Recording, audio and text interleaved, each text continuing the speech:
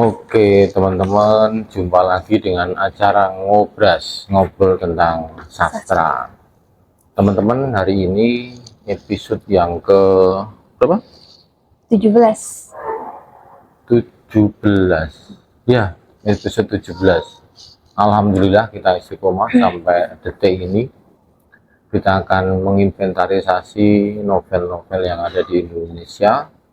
Mudah-mudahan nanti menginspirasi generasi-generasi muda, orang-orang di luar sana untuk tekun, untuk rajin membaca novel, dan akhirnya teman-teman bisa belajar tentang budaya, tentang filsafat, tentang apa itu keberagaman, dan terutama bagaimana kita memanusiakan manusia.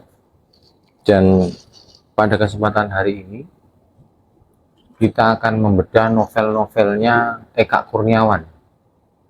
Jadi Eka Kurniawan, teman-teman tahu bahwa beliau adalah pengarang novel yang hari ini atau tahun-tahun ini cukup terkenal. Beberapa karyanya bahkan sampai diapresiasi dan diakui dunia. Salah satunya Lelaki Harimau. Kemudian beberapa novelnya diterjemahkan dalam beberapa bahasa.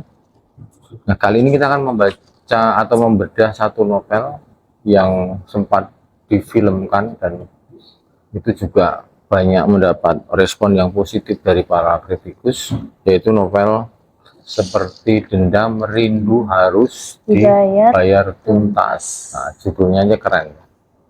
Ini akan dibedah oleh teman saya, Mbak Ismi. Mbak Ismi ini mahasiswa Universitas Pamulang, jurusan Sastra Indonesia. Iya. Semester 8. Tuh. Skripsi pakai ini? Skripsi, Pak. Pakai ini? Enggak. Oh, enggak pakai ini. Linguistik soalnya saya, Pak. Oke, Mbak. Sebelum kita membedah novel ini, kita kenalan dulu Mbak Ismi. Kenalkan nama lengkap, asal dari mana? Oke, perkenalkan semuanya. Sahabat literasi, nama aku Ismi Hayatiulandari, biasa dipanggil Ismi. Saya tinggalnya di Depok, Pondok Petir. Tapi Pondok Petir. Oh, Pondok Petir. Tapi untuk kelahiran, saya lahir di Tegal. Tanggal 20 Januari 2003. Jadi usia saya saat ini sudah 22 tahun. SD di mana? SMP, SMA? SMK? Kalau SD 2 sekolah, Pak. Jadi kelas 1 sampai kelas 5 itu saya di Tegal. SDN Sumur Panggang 3. Terus kelas 5 sampai kelas 6 itu saya udah di Pondok Petir, NI Miftahul Huda. Terus SMP? SMP-nya di SMP Terpadu Darussalam di Reni Jaya. Oke. SMK? SMK-nya saya ikut ini, paket PKBM Harapan Mandiri di Cinere. Oh, Cinere. Terus begitu selesai langsung kuliah atau kerja? Langsung kuliah. Oh, langsung kuliah. Iya. Nah, mulai bersentuhan dengan cerpen, puisi, novel-novel itu sejak apa? Sejak corona, Pak. Oh, berarti kuliah? Sebelum kuliah? Iya, 2020. Itu kenal dari siapa? Dari orang tua? Dari circle? Dari HP aja sih, Pak. Pertama nonton tayangannya, cuplikannya. Itu udah difilmkan, Pak, jadi novelnya. Cuma waktu itu karena saya belum nonton filmnya, jadi saya memutuskan untuk baca novelnya dulu. Dan novel pertama kali yang saya baca itu Dilan 1990. Oke. Karyanya Pidi Baik. Iya, yang sangat terkenal itu. Iya. Selesai. Novel kedua Dilan? Novel kedua Dilan enggak, saya langsung nonton filmnya. Oke, dari situ. Iya, dari situ. Itu belum kuliah tuh? Belum. Oke, terus setelah itu yang menggiring Mbak Ismi kuliah di Prodi Sastra Indonesia? Karena ceritanya gimana? Ya, Pak. Karena cita-cita sih, Pak. Cita-citanya apa? Cita-cita saya dari SD itu udah pengen jadi guru. Oh, waktu itu jadi guru? Iya. Terus? Saat ini udah kesampaian, alhamdulillah. Semester berapa boleh ngajar? Semester 7. Oh, berarti belum lama ya? Masih fresh. Masih fresh. Ngajar di apa? Ngajar di pondok pesantren Hah? Al Nadloh di Pondok Ketiri juga Pak. Oke. Nah, begitu kuliah di sastra Indonesia, itu mulai suka tuh berarti novel-novel ya? Iya, mulai suka. Apa yang paling kamu berkesan? Novel siapa? Novel paling berkesan pasti pertama kali novel yang saya baca Pak. Oh, yang itu ya, Dilan Iya. itu, Budi Baik itu. Karena dia pertama Pidi Baik itu menulisnya mudah dipahami untuk semua kalangan. Bahasanya terus Terus yang kedua alurnya itu maju. maju. Iya. Oke.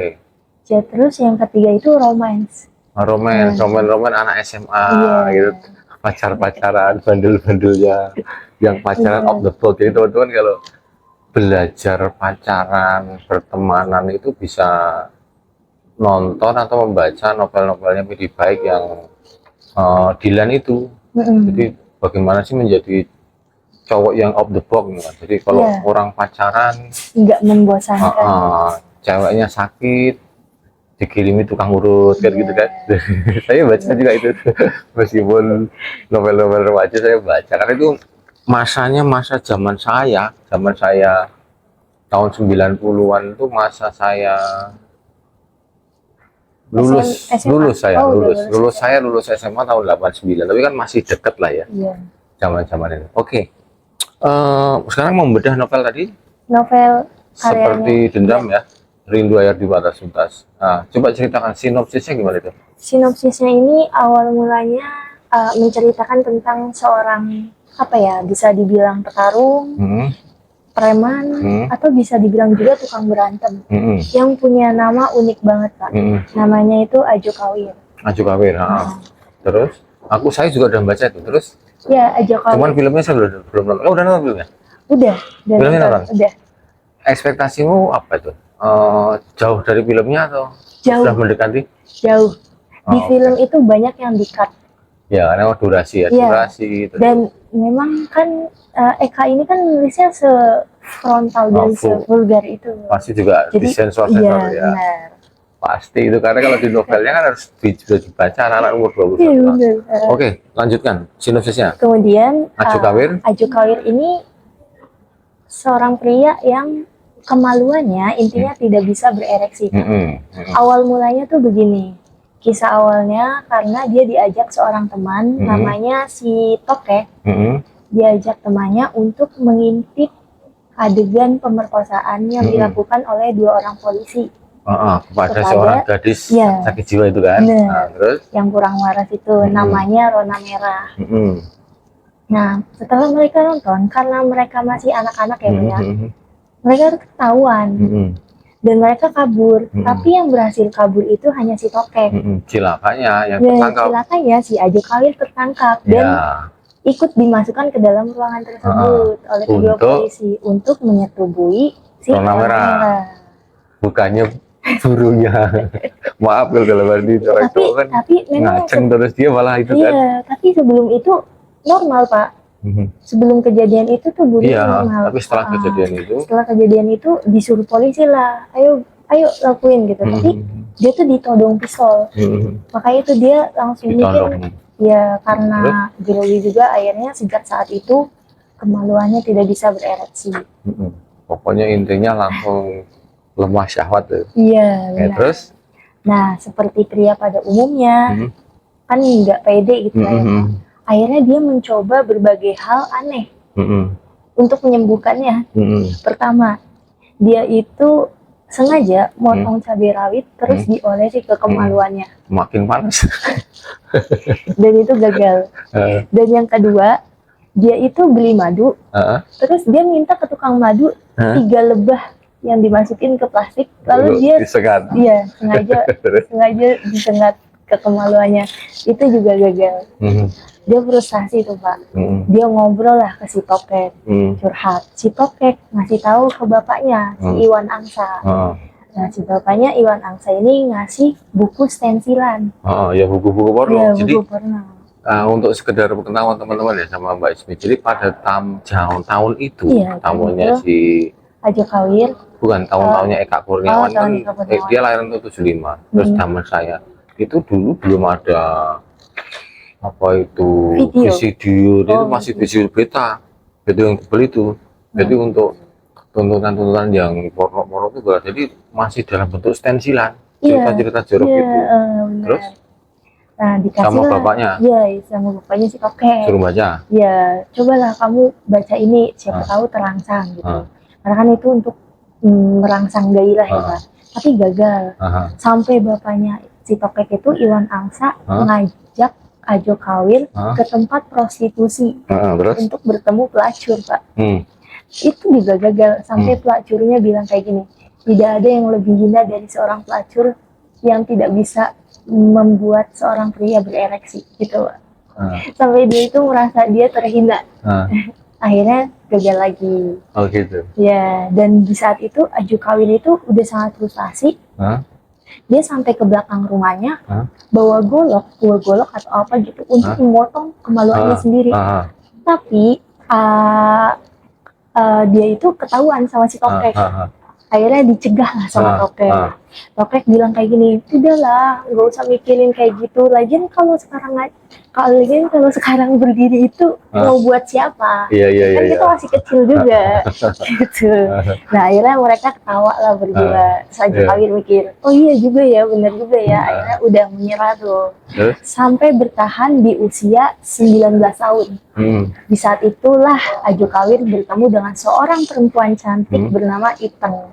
Tapi sebelum itu kan dia sering diledeki sama teman-temannya. Terus itu sebelum dia bersuka berantem itu enggak? Untuk menyalurkan itu sampai dia makan kan? Enggak punya rasa takut itu. Enggak punya rasa takut. Nah, itu Ajo Kawir itu di situ bilang tidak ada yang bisa menakutkan, tidak ada yang paling takut. Maksudnya tidak ada yang bisa menakuti seorang pria yang tidak bisa berereksi, Pak. Jadi dia mau tidak punya rasa takut. Orang yang tidak berereksi itu tidak punya rasa takut. Iya benar. Itu kan. Nah dia sampai berkelahi terus keluar sekolah juga, dimasukin lagi sama Iwan Angsa, bapaknya si tokek, keluar lagi. Jadi masuk keluar sekolah, Pak, sampai pindah-pindah sekolah juga. Gara-gara itu sering berkelahi. Nah sampai di titik dia itu ketemu pada saat dia sedang makan di warung, dia bertemu dengan seorang temannya perempuan, teman sekolah bernama Rani. Rani itu bercerita bahwasanya di rumah dia itu sedang ada yang menumpang, seorang janda yang mempunyai anak, kemudian bunting. Tapi buntingnya itu disebabkan oleh seorang pria yang dulunya itu pemilik kontrakan tempat dia tinggal. Namanya Pak Lebe. Nah, Pak Lebe ini membuntingi seorang janda tersebut dan dia juga membunuh suaminya. Gitu, Pak. Dan memfitnah seorang janda, katanya dia yang ngambilin, padahal memang iya, tapi difitnah, akhirnya dikeluarin, diusir. Nah, karena di situ Ajo Kawir dengar cerita dari Rani, dia merasa kesal. Dan dia akhirnya ingin bertemu dengan Pak Lebe. Pak Lebe tersebut. Terus Rani bilang, jangan, Pak Lebe itu bukan sembarangan orang, dia backingannya banyak gitu. Dia bahkan punya apa, Pak, kalau pengawal ya, dia pengawal. Dan pengawalnya itu waktu si Ajo Kawir mau menemui Pak Lebe, pengawalnya itu ternyata Iteng, pengawalnya Pak Lebe. Akhirnya di situ Ajo Kawir dengan Iteng berkelahi lah, bertarung. Kekuatannya ini sama-sama setimpa, Pak, setara. Aku ingat itu. Dan mereka sama-sama ambruk gitu, Pak. Di situ Iteng cerita, buat apa kamu ketemu dengan Pak Lebe? Nanyalah. Akhirnya diceritain sama Ajo Kawir. Terus Iteng bilang, oh iya saya tahu cerita itu. Saya senang kalau ada yang ingin membunuh Pak Lebe. Tapi saran saya jangan dibunuh, karena itu akan mempersulitmu saja. Gitu. Saya punya obat Cina, dan itu sangat ampuh untuk beberapa jam. Minumlah obat Cina tersebut, lalu gunakan untuk memberi pelajaran kepada Pak Lebe. Nah, di situ dikasihlah obat Cina sama Iteng. Terus setelah dikasih obat Cina, dia langsung ketemu Pak Lebe. Pak Lebe bilang, mana Iteng, dia ketakutan, Pak. Iteng sudah sekarat gitu.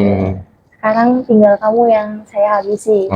Dan tahu di situ Ajo Kawir tuh menuruti saran Iteng, tidak membunuh, tapi dia mengiris kuping Pak Lebe. Terus dibuang ke empang, dimakan sama ikan gitu. Setelah itu yang benar, Pak, Setelah dia minum obat Cina, bertahan beberapa jam, dia langsung ambruk dan baru pulih selama 3 hari. Nah, di saat itu, Ipeng tuh sering kirim-kirim lagu lewat radio buat Aju Kawir. Kalau zaman dulu kan gitu, juga ada. Balas-balasan. Nah, intinya singkat cerita, mereka tuh jatuh cinta lah satu sama lain. Setelah jalan beberapa waktu, Aju Kawir tuh mulai bingung, mau nggak mau dia harus nyeritain kelemahan dia pada Ipeng. Ya kan, tapi iya benar bahwa itu tadi. Tapi di sisi itu kayak insecure sekali gitu. Waktu di film aku dulu nonton ya. Iya benar. Terus? Tapi di sisi lain Aju Kawir itu nggak mau Ipeng mencampakkan dia, Pak. Takutnya di saat Ipeng cerita, di saat Aju Kawir cerita ke Ipeng itu malah ninggalin. Gitu. Akhirnya dia curhat lagi ke si Tokek. Kata Tokek, udahlah bilang aja gitu. Akhirnya Aju Kawir untungnya memutuskan untuk bilang ke Ipeng dan Ipeng menerima itu, Pak. Bahkan sampai akhirnya mereka memutuskan untuk menikah. Jadi ceritanya itu ya. Oke, terus nah ini teman-teman memang novel ini kan novel umur 21 ya. Mudah-mudahan. Kenal novel ini dari siapa? Dari Bapak. Ini baru baca pertama kali. Oh lah, waktu itu kalau nggak salah saya nyuruh baca semester berapa ya? Kalau semester dulu saya pernah nyuruh anak-anak. Pemenang sayembara doang sih itu. Dulu saya pernah nyuruh anak-anak tuh yang cowok-cowok baca novel ini, kakak-kakak kelasmu kayak. Itu yang baca malah anak perempuan, yang cowok. Itu ceritanya. Oke. Terus di novel ini menurut Mbak Ismi ada nggak quote-quote yang mengesan yang bisa diambil untuk sebagai ya pelajaran, kata-kata bijak apa? Ada, Pak. Jadi langsung ke quotes aja. Sebenarnya cerita ini babak pertama aja sih, Pak. Masih ada babak kedua di mana Aju Kawir. Iya, babak kedua yang pas ketika dia ya. Iya. Itu dulu, lanjut dulu. Babak keduanya gimana? Jadi sebelum mereka memutuskan untuk menikah, Aju Kawir ini ditawari oleh paman Gembul untuk mencari si Macan. Ya. Nah, si Macan ini ada dendam tersendiri lah dengan paman Gembul. Tapi Aju Kawir disuruh membunuhnya, ibarat suruhan. Nah, nanti kalau Aju Kawir berhasil, dia akan diberi uang yang banyak, Pak. Niatnya itu uangnya untuk modal nikah. Terus setelah itu, setelah sambil nunggu-nunggu, itu nggak ketemu-temu si Macannya. Sampai pada saat itu ada yang nelpon Aju Kawir. Katanya di saat nanti hari pernikahanmu berdoa saja semoga itu bukan hari kematianmu. Dan itu yang ditelepon dikira Aju Kawir suruhannya si Macan. Padahal ternyata bukan. Hamil 1 atau mendekati pernikahan, dia itu dicegat sama 4 orang. Salah satunya yang telepon. Dia bilang, yang telepon bilang, saya yang kemarin telepon kamu bahwasanya dia memperkenalkan diri saya Budi Baik. Namanya Budi Baik.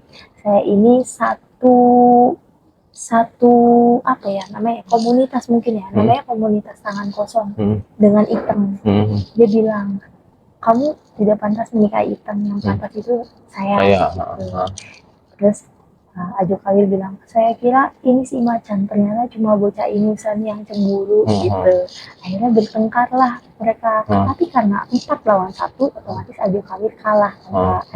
Nah di saat itu Aju Kawir pulang terus ngadu ke Ipeng. Ipeng lah maki-maki lah ke si Budi Baik. Akhirnya berantem lah Ipeng sama Budi Baik, tapi besoknya mereka tetap nikah. Udahlah, singkat cerita masih pencarian si Macan tuh, Pak.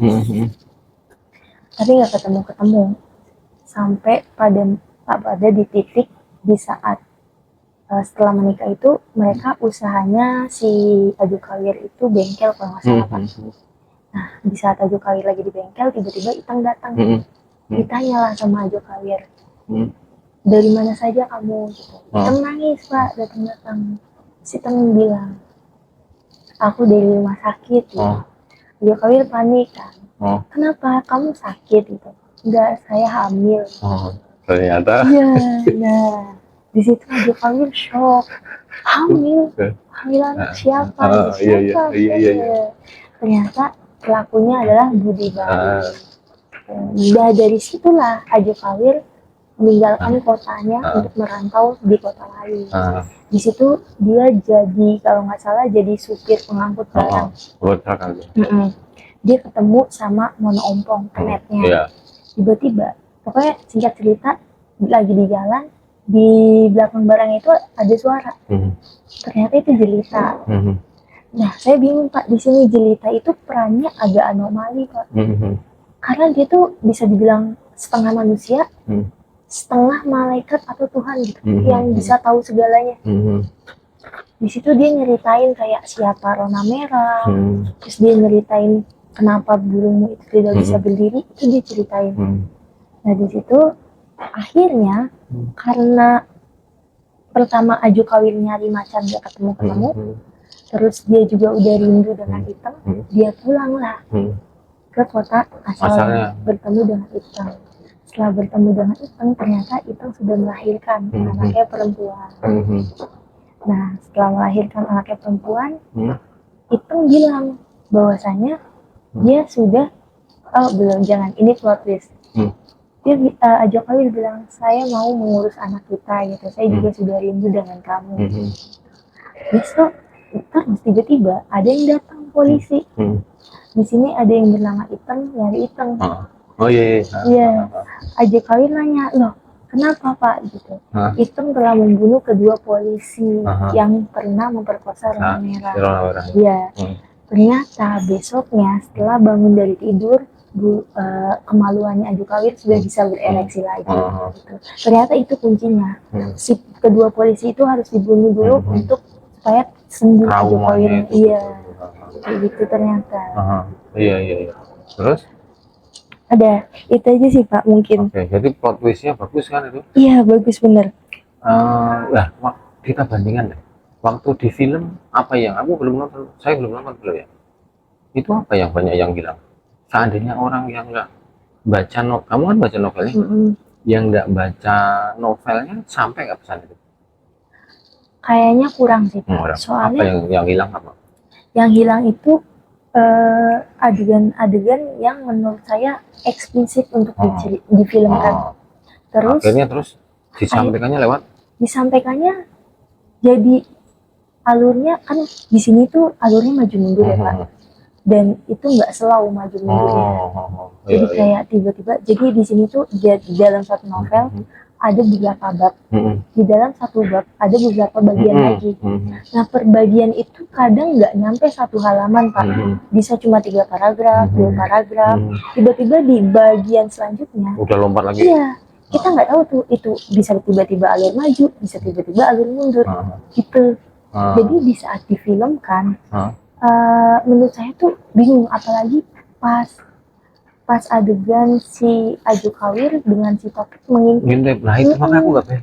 Itu waktu mengintip itu di film diapakan?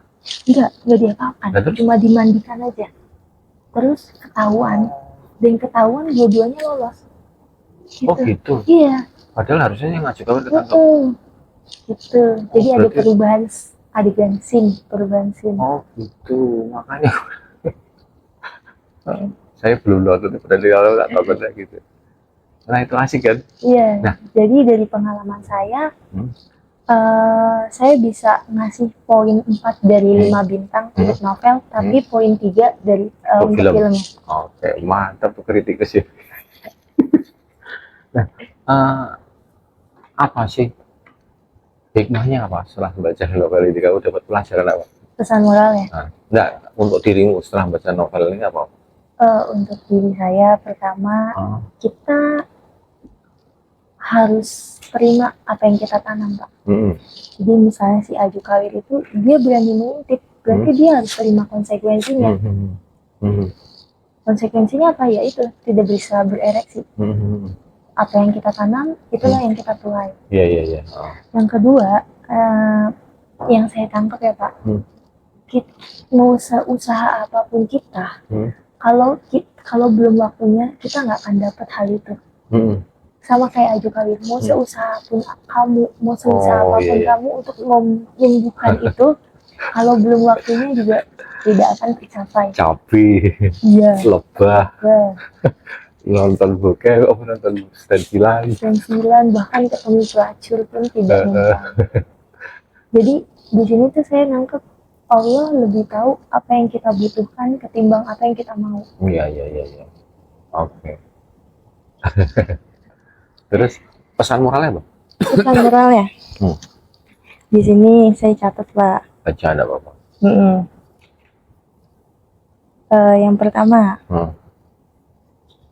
kalau pesan moral ya.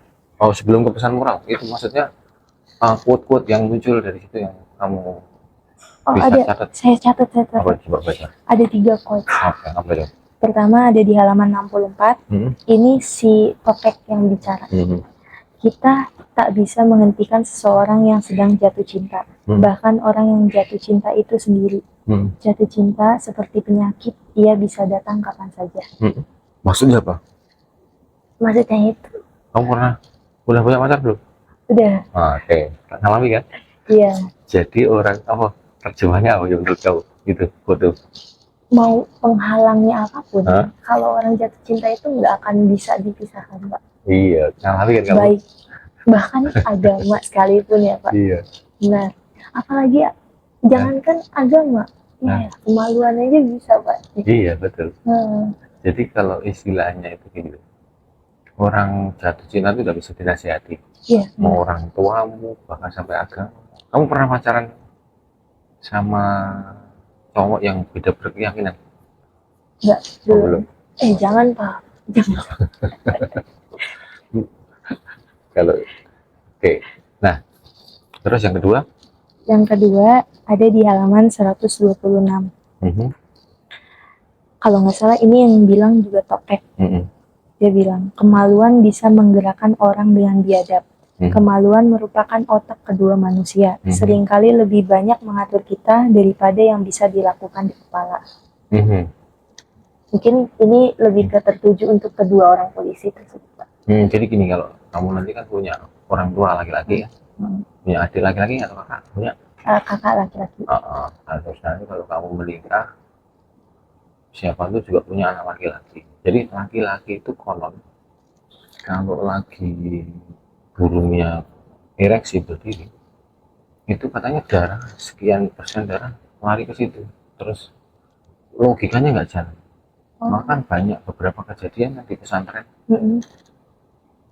Ada yang ustadz, guru-guru ustadz memperkosa santrinya, harusnya melindungi teman-teman. Itu nggak bisa kontrol. Ada yang kakek memperkosa cucunya, ada yang bapak tiri memperkosa, ada yang guru memperkosa muridnya. Itu karena itu.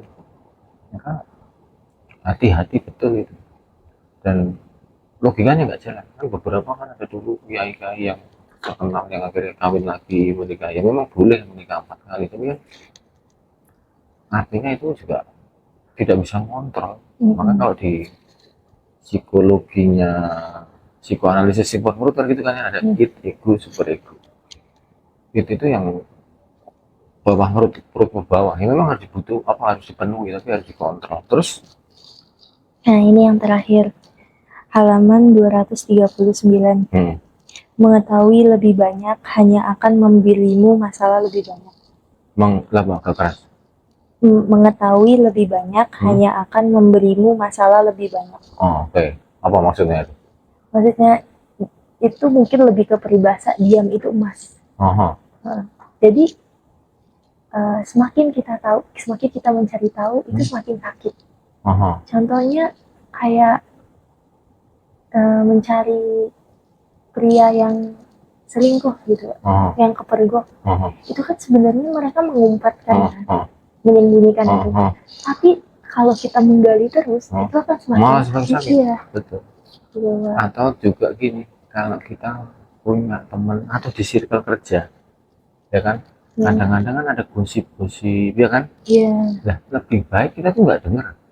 Kalau dengar, kita tuh malah jadi harusnya nggak mangkal jadi mangkal. Harusnya nggak iri jadi iri gitu. Jadi memang kecuali pengetahuan loh ya. Mm-mm. Kalau pengetahuan kita harus mencari tahu, tapi kalau untuk gosip-gosip yang tidak menguntungkan mending tidak tahu. Menarik ya. Menarik banget Pak. Pengalaman saya pertama kali baca novel ini itu kayak naik roller coaster di debat. Kayak tiba-tiba turun, tiba-tiba naik. Nah, naiknya tuh pelan, turunnya tuh tiba-tiba gitu. Itu Pokoknya, kemarin saya suruh baca itu ya, pilihannya ya? pilihannya itu. Oh, saya pikir pernah baca. Karena waktu itu pernah saya ceritain, jadi pada tahun berapa saya pernah ngasih anak-anak novel itu suruh baca, dengan anak laki-laki, karena memang yang itu pun saya tanya umurmu berapa, 21 dulu. Malah yang cewek-cewek yang nonton, yang memang yang membaca itu. Oke, closing statement lah sekarang. Jadi minta tolong beri saran-saran pada teman-teman yang belum baca novel ini, suruh baca bagaimana, terutama yang umurnya 25 di atas wajib baca. Ya, oke. Saya merekomendasikan ini hanya untuk orang dewasa, khususnya 17 plus ya. Dilarang banget untuk bocil. Bocil itu dilarang banget Pak, karena Eka Kurniawan ini nulis novel ini itu sangat, pertama vulgar, terus yang kedua itu dia lugas banget penyampaian katanya. Tapi lugasnya itu nggak bikin kita jijik Pak, karena diksinya itu pas di adegan yang tepat. Jadi nggak bikin kayak ih kok gini ya, enggak. Jadi pas gitu. Terus yang uniknya lagi, kalian wajib baca karena alurnya itu maju mundur. Ya. Jadi benar-benar ngasah logika kita. Dan itu nggak slow.